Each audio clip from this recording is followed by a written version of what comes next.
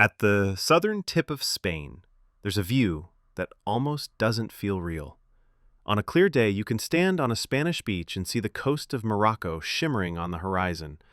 Just 8 miles of water lie between the two continents, Europe and Africa staring at each other across one of the busiest stretches of sea in the world. And yet, despite the closeness, despite the massive potential, there's no bridge, no tunnel, only ferries battling weather and crowds carrying millions every year across the Strait of Gibraltar.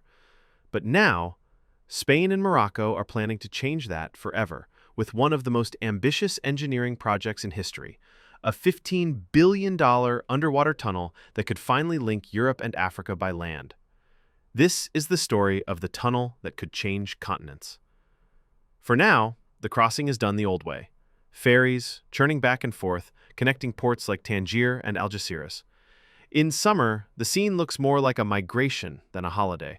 Families crammed into cars, trucks loaded with goods, lines stretching for miles. In 2024, more than 3.4 million passengers and 846,000 vehicles made the crossing. It's one of the biggest logistics operations in the world, managed every year by Spanish authorities. But even with planning, it's chaos. Traffic jams, long waits, delays. A trip that should take an hour and a half on paper can easily stretch into half a day once you add boarding, unloading, and the weather. And the weather is a constant enemy. The Strait of Gibraltar is a funnel of wind. In winter, Atlantic storms send gusts roaring through at nearly 70 miles an hour. Ferries are canceled, goods are stranded, people are stuck. For trade, every delay means money lost. For families, it means separation and frustration. And for governments, it's a reminder. The old way just isn't enough anymore.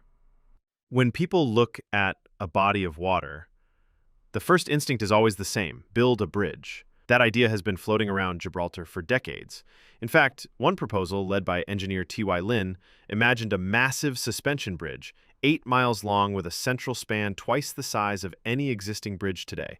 The price tag? Around $15 billion. But cost wasn't the only problem. The winds in the strait could make driving across dangerous. The sheer scale of the bridge would push engineering past its limits. Beautiful on paper, impossible in practice. And so, attention shifted. If you can't go over, you go under. The tunnel idea isn't new either. As far back as 1930, Spain studied the concept. The problem, beneath the strait lies some of the hardest rock in the world. At the time, the technology simply couldn't handle it. But the world has changed. Machines now exist that can grind through mountains. Countries have built tunnels under seas and rivers, some stretching for miles. And the economic incentive to connect two continents has never been greater. In 1979, Spain and Morocco signed a joint declaration to pursue the dream. In 2003, the focus finally shifted fully toward a tunnel, but not at the narrowest point of the strait, because there, the seabed plunges almost 3,000 feet down. Too deep, too risky. Instead, the planned route cuts through an area known as the Camarínal Sill, where depths are more manageable, between 980 and 1,640 feet. Still deeper than the Channel Tunnel between England and France, but within reach. The result? A planned 26-mile tunnel, 17 miles of it under the seabed. A twin-tube railway system with a central service tunnel.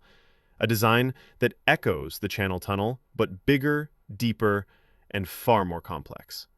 How do you carve a path under a sea? With monsters of steel. Spain has already invested millions into geological studies, hiring German tunneling company Herrenknecht to survey the seabed. And when construction begins, Herrenknecht's tunnel boring machines, some of the largest in the world, will lead the charge. These machines, nicknamed moles, are as long as football fields and as heavy as jumbo jets. Their rotating heads, fitted with steel discs, grind through rock, while hydraulic arms brace against the tunnel walls, inching forward with relentless pressure. In solid rock, grippers will do the work. In mixed soil, shield machines will step in, capable of handling sudden shifts from soft ground to stone.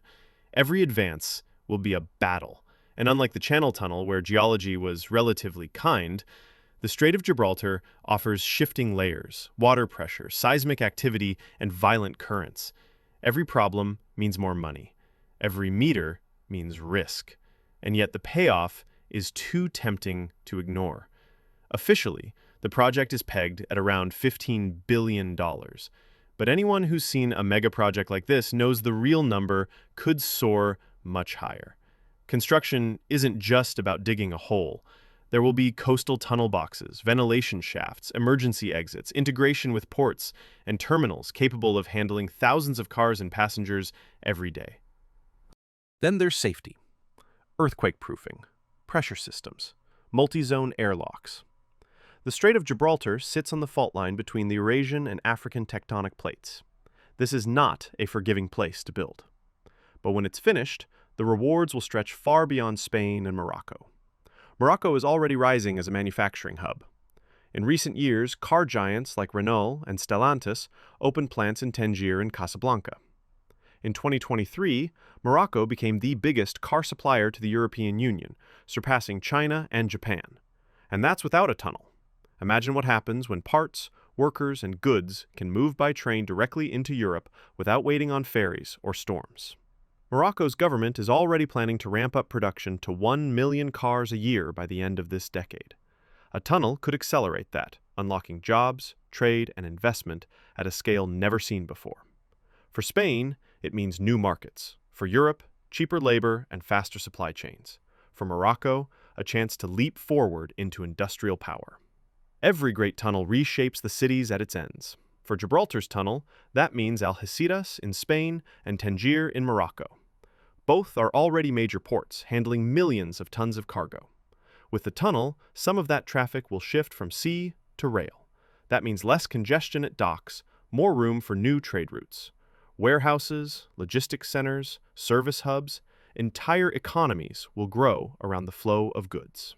In Andalusia and northern Morocco, the project could be a once-in-a-century catalyst. And it won't just be freight. Passengers will benefit too. Imagine boarding a high-speed train in Madrid and stepping off in Casablanca without ever changing vehicles. The journey would take hours, not days, and weather would no longer matter. Analysts predict the tunnel could carry nearly 13 million passengers a year, several times what ferries manage now. A train under the sea isn't just a transport link, it's a bridge between cultures. Tourists will no longer see Spain and Morocco as separate trips.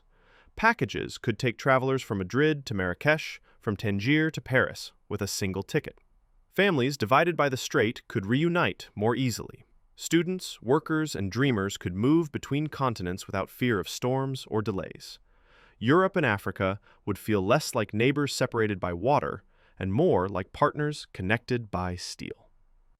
But make no mistake, this is not just about trade and tourism, it's about geopolitics.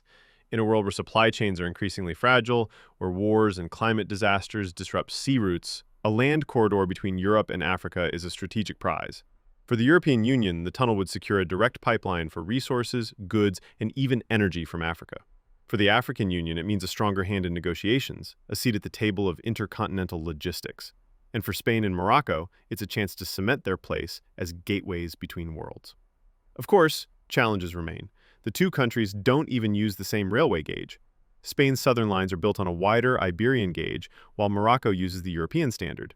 Solutions exist, automatic gauge changers or new lines built from scratch, but each adds complexity and cost.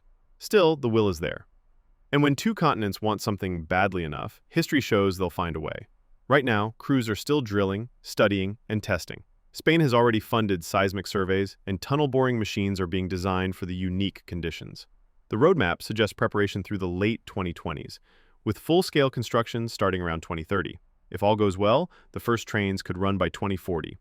40 years after the dream was formally revived, two continents could finally meet under the sea. At its heart, the Gibraltar Tunnel is more than steel and concrete. It's an idea that Europe and Africa aren't rivals, but partners. That the 8-mile gap that's divided civilizations for centuries doesn't have to be a barrier forever. There will be delays, there will be arguments, There will be costs that spiral and problems no one saw coming. But if the tunnel is completed, it won't just shorten journeys. It will rewrite maps, redraw economies, and reshape how millions of people see their place in the world. From the beaches of Spain to the shores of Morocco, the view across the water has always been the same. Two continents, so close, yet so far. But one day, soon, the answer may come not from ships above the waves, but from trains racing below them. The tunnel between worlds. The door of Africa to Europe. A 15 billion gamble that could change history forever.